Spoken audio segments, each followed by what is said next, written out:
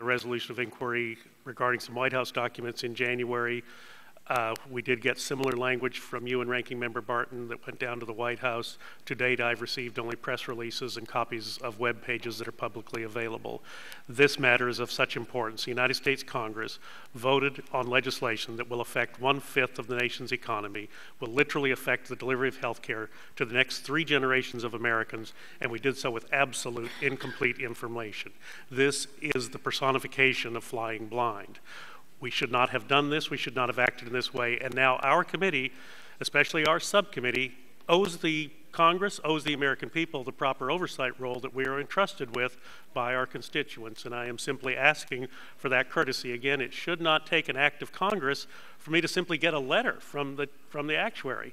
Had I received that letter last May, we probably wouldn't be here meeting today. But my requests were ignored. The longer they were ignored, I had to wonder, what are they trying to hide? What did they know and when did they know it, to coin a phrase? This is an important subject and it needs to be resolved. And members need to understand, a vote to report this without action, a vote to essentially kill this resolution of inquiry, is a vote against transparency. It's a vote for opacity. It's a vote for pulling the veil over the eyes of the American voter who, in general, do not support the action that this Congress took last May when they passed this act.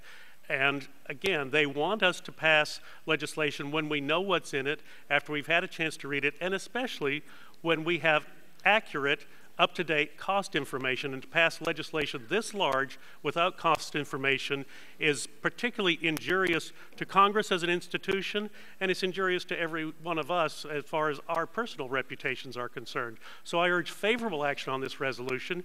Yeah, the political winds may change. A subpoena may be in the offing at some point in the future. It may be possible to get this information by another route. But I would urge this committee to do the right thing today and provide the backup for the resolution of inquiry and get the information. And I'll yield back to Mr. Shimkus. Will Mr. Shimkus, will yield to me?